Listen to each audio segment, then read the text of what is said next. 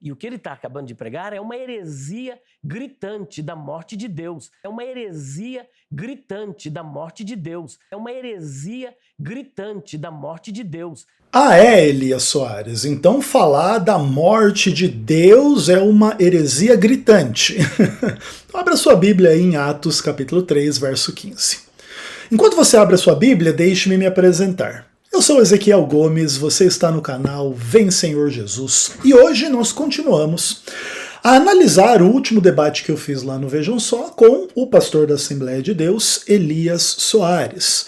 E o Elias, no curso do debate, fez uma acusação bastante séria contra o Ezequiel Gomes, de que o Ezequiel estaria pregando uma heresia gritante ao referir-se à ideia de que Deus morreu na morte de Cristo, uma vez que Cristo é Deus, tá bom? Isso deveria ser auto-evidente, que se Cristo é Deus e homem e ele morre como Cristo, ele morre como Deus e homem. Mas também é verdade que a gente tem que admitir que essa é uma discussão bem grande, bem interessante na história do cristianismo, e nós vamos tratar um pouco dessas discussões aí nos próximos vídeos, mas nesse primeiro vídeo sobre esse tema, eu já vou refutar o Elias Soares com base bíblica imediata, tá bom? Só para não restar nenhuma dúvida de que o que eu falei no Vejam Só não é heresia. Aliás, né? Ser acusado de herege por um herege deve ser, inclusive, prova de ortodoxia, tá bom? Então a gente vai demonstrar isso com a base bíblica escancarada e evidente. Vamos trazer em nosso auxílio lexicógrafos, comentaristas, exegetas do mundo cristão para demonstrar que a gente não está sozinho no nosso entendimento. E simplesmente calar a boca de Elias Soares e de qualquer outro que estava papagaiando aí por aí, que o Ezequiel ensinou a heresia terrível da morte de Deus lá no Vejam Só, olha ao fundo do poço teológico do Ezequiel Gomes, né? A gente só dá risada com esse tipo de coisa. E vamos lá, né? Então, para não deixar dúvida quanto à natureza aí do tema em questão, vamos abrir a nossa Bíblia aí, né, como eu pedi para você acompanhar. Atos capítulo 3, verso 15. Primeira parte do texto diz assim: dessa forma, matastes o autor da vida. E aí eu pergunto para você, quem é o autor da vida? É o Criador. O Criador do universo é o autor da vida. Você discorda de mim?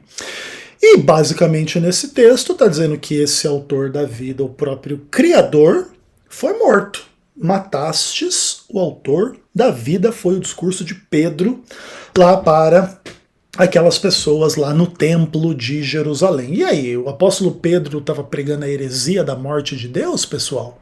Essa heresia gritante e terrível, a respeito da qual você que nunca leu a Bíblia nunca tinha ouvido falar? E para deixar muito claro aqui o nosso argumento, eu vou defender a ideia aqui de Atos capítulo 3, verso 15, com base no mesmo tipo de argumento que o Elias Soares usa para definir o que é verdade e o que não é. Vem comigo.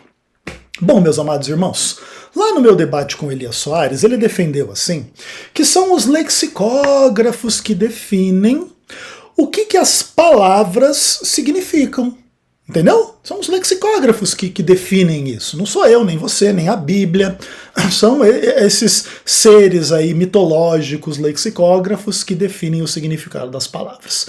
E aí, o termo autor no grego ali, que é o autor da vida, é arquegos, ok? Tem a ver aí com arquétipo, arcanjo e etc, entendeu? Coisas desse tipo. É o princípio, o arquê, o principal, aquela coisa toda. E aí, olha que interessante. Entre as acepções do termo arquegos, você tem ali o originador, o fundador, para se referir ali, sublinhado em vermelho, a Deus. Tá? Então são os lexicógrafos que dizem que arquegos é Deus, e aqui foi o arquegos da vida, o originador da vida que foi morto, acho que já não precisaria falar mais muita coisa sobre a natureza bíblica e ortodoxa da minha afirmação de que se Cristo é homem e Deus e Cristo morreu, Deus e homem morreram em Cristo na cruz, beleza? Duvida de mim? Vamos ver um pouco aí alguns comentaristas comentando esse texto. Dá uma olhada aí, por exemplo, na Bíblia de Estudo MacArthur. Ele fala assim, que o termo aí deve ser traduzido como autor e descreve Jesus como o divino originador da vida, né? O próprio Criador. É aquele que deu origem ao universo, origem ao ser humano, origem à vida. Esse é Jesus Cristo, esse é aquele que foi morto, o autor da vida, o próprio Criador, beleza? Agora dá uma olhada nesse outro comentário aí no comentário Baker do Novo Testamento sobre o livro de Atos, tá bom? Aí eu vou ler para vocês aqui, fazendo a tradução imediata, tá? Vocês mataram o príncipe da vida. É a denunciação direta de Pedro, direcionada à consciência da sua audiência. Ele não coloca a culpa sobre Pôncio Pilatos, que comandou os soldados a crucificarem Jesus. Pedro coloca a culpa sobre o povo judeu, que incentivou, aliás, que incitado pelos chefes dos sacerdotes e anciãos, demandaram a morte de Jesus. Pedro, então, afirma que eles mesmos é que são os assassinos, ok? Isso está em grave contraste com a questão assim, da profundidade do seu crime, né? Isso demonstra assim, de forma muito clara, coloca em grande relevo o crime que eles cometeram, ao pedir que Pilatos liberasse Barrabás, o assassino, e matassem o Jesus, que era o príncipe da vida. Mas aí o Baker New Testament Commentary diz assim, mas Jesus é o doador da vida, de acordo com João 10, 28.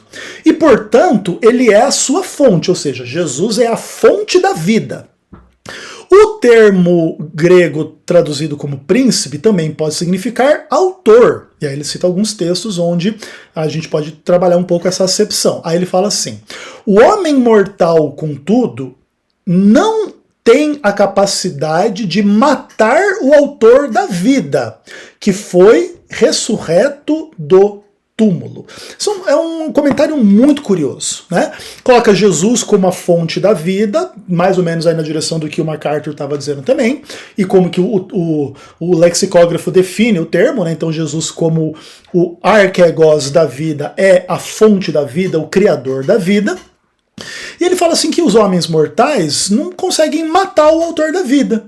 Mas aqui ele está dizendo isso não porque Jesus não foi morto, mas porque ele foi ressuscitado dentre os mortos, ou seja, Jesus morreu temporariamente, né, para cumprir aí as especificações da própria palavra que dizia que o servo sofredor ia derramar a sua alma na morte, ia morrer, etc, ia ressuscitar ao terceiro dia, e ao ressuscitar ele se revela como esse príncipe da vida, esse autor da vida, esse salvador da humanidade, etc e tal, que é Jesus Cristo, Deus e homem. Foi ele que morreu e ressuscitou. Se você disser que ele não morreu, ou que parte de Jesus não morreu, aí você tem um problema gravíssimo, né? Como você dizer que metade de Jesus morreu pelos nossos pecados. Esse é o evangelho.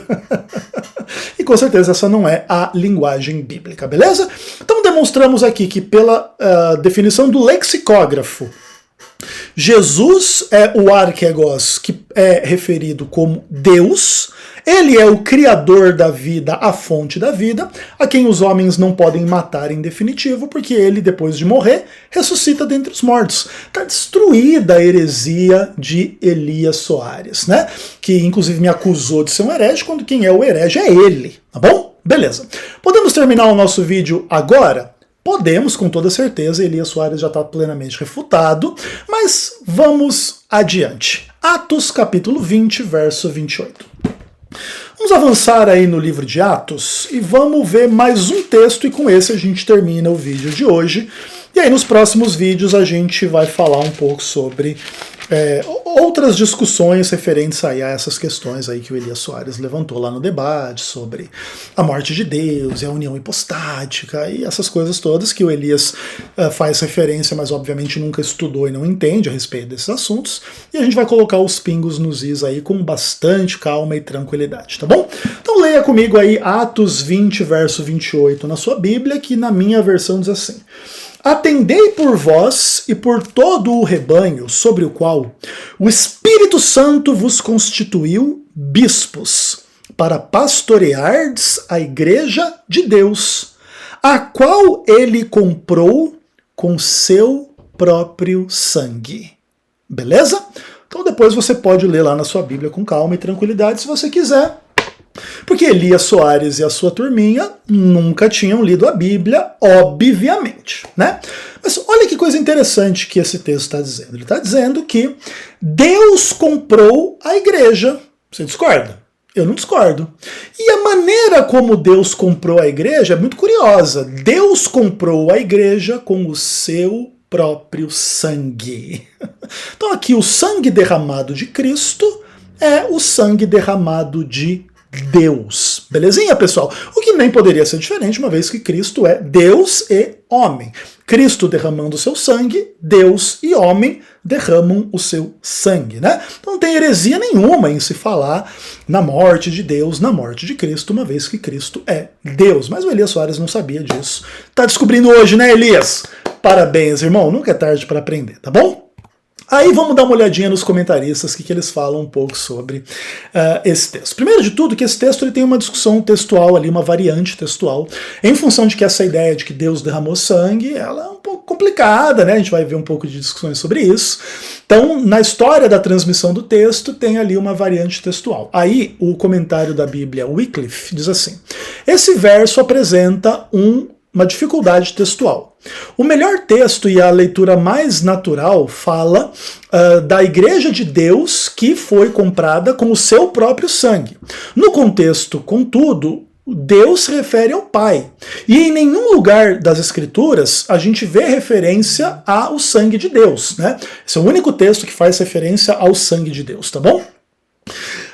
Dessa forma, é importante ver que existem textos antigos que tem a leitura a igreja do Senhor.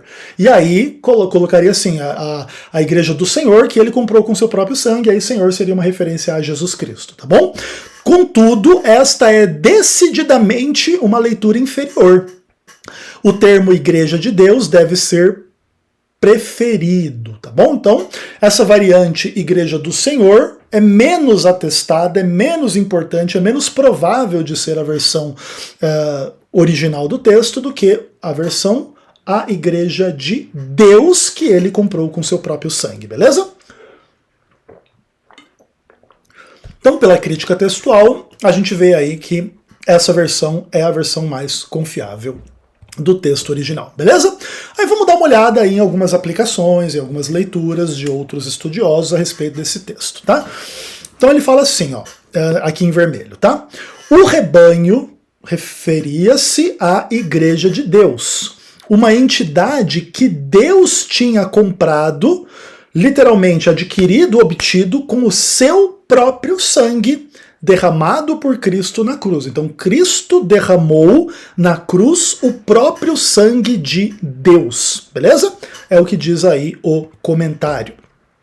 Outro comentário aí, olha, Atos 20, 28, ele coloca uma questão bem interessante, ele diz assim: use esse verso com os seus amigos testemunhas de Jeová, que duvidam da divindade de Cristo. Será que Elias Soares também duvida da divindade de Cristo? Elias, você está se convertendo na igreja testemunha de Jeová, irmão? Conta pra gente. Olha só, é irrefutável que se Deus comprou a igreja com seu próprio sangue, então Jesus, que é aquele que derramou o sangue, deve ser o próprio Deus. Beleza, galera? Duvida disso? Seja bem-vindo à igreja Testemunha de Jeová, Elias Soares. Continuando, o comentário de Clark, bem interessante. Olha aí essa frase destacada em vermelho.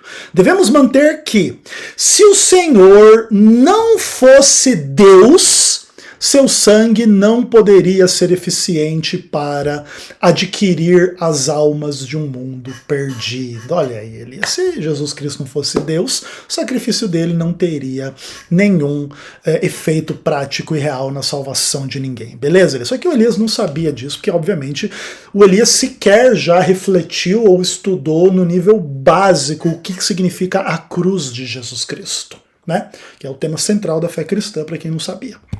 Beleza, galera? Vamos lá. Agora, olha aqui o o comentário do Calvino, João Calvino. Teve inclusive alguém lá no vídeo do Elias, quando ele botou no nosso debate lá no canal dele, que diz assim: Elias, eu discordo de você porque eu sou calvinista, mas nesse aspecto aí da morte de Deus, o Ezequiel é um herege, um completo imbecil. Vamos ver o que o João Calvino fala a esse respeito. Aí ele fala aqui, olha: porque o homem Jesus Cristo que derramou seu sangue por nós era também Deus, tá bom? Aí ele faz uma discussão. O João Calvino, ele acredita na ideia do communicatus idiomáticos ali, de que você se refere à divindade de Deus, aquilo que pertence à humanidade de Cristo, no caso aí do derramamento do sangue, blá blá blá, tá bom? Seja como for, tá aí João Calvino dizendo que o homem Jesus Cristo que derramou o seu sangue também era Deus, né? Então acho que Deus também derramou o sangue dele lá na cruz em Cristo, né? Muito legal. Aliás, né, segundo aos Coríntios capítulo 5, Deus estava em Cristo reconciliando consigo o mundo, mas obviamente o Elias não sabia disso. Beleza, outro comentário aqui, Believer's Bible. Aí ele fala assim, olha, a dificuldade aqui é que Deus aqui é retratado como derramando o seu sangue, mas Deus é espírito. Foi o Senhor Jesus Cristo que derramou o seu sangue. E, conquanto Jesus seja Deus, em nenhum outro lugar da Bíblia se fala de Deus sangrando ou morrendo.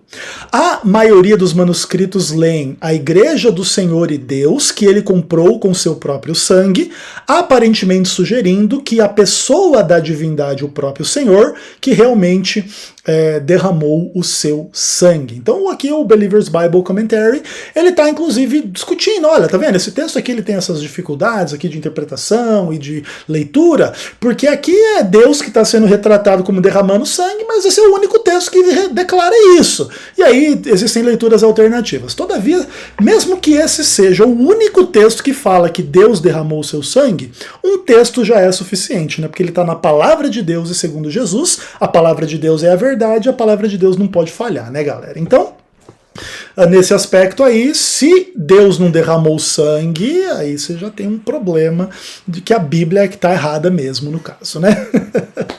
Muito legal. Esse outro comentarista aqui, ele é um comentarista crítico, tá? Desses que, inclusive, não acredita que, por exemplo, a Bíblia é um livro inspirado por Deus e etc e tal. Aí ele fala assim, essa frase, o sangue de Deus, certamente é contrária ao uso apostólico, que ele fala que isso aí foi tipo uma interpolação posterior de um escriba e etc e tal. Contudo, o estudioso aqui admite o seguinte, que essa frase aimatuteu, ou seja, o sangue de Deus, é bem conhecida em tempos posteriores no cristianismo e é encontrada, por exemplo, em Inácio e Tertuliano. Olha que coisa legal. Às vezes, os anti-adventistas apelam para pais da igreja para defender as suas ideias, que o adventismo está contra os pais da igreja e blá blá blá. Mas aqui está dois importantíssimos pais da igreja, Inácio e Tertuliano, fazendo referência ao sangue que Deus derramou na cruz. Então como é que funciona isso aí, né, galera? Outro verbete aqui do MacArthur, da Bíblia de Estudo dele. Olha só essa frase em vermelho destacada aí. Paulo acreditava tão firmemente na unidade de Deus o Pai e do Senhor Jesus Cristo, que ele podia falar da morte de Cristo como sendo o derramamento do sangue de Deus. Belezinha, pessoal? Diante destas questões com base bíblica absolutamente clara e irrefutável, aqui declaro que o único herege que estava lá no debate, no Vejam Só, entre eu e Elias Soares, é o próprio Elias Soares. E isso é irrefutável, com base bíblica explícita, base na história da igreja, base nos lexicógrafos, base nos comentaristas e blá blá blá. Considere-se então Elias Soares refutado. E do próximo vídeo em diante a gente vai só simplesmente aproveitar o tempo para dar um pouco de aula de teologia para o nosso público aqui no canal, mas você, Elias Soares, está convidado a participar, quem sabe aprender um pouquinho mais, tá bom? Um forte abraço a vocês e até o próximo vídeo, se Deus quiser.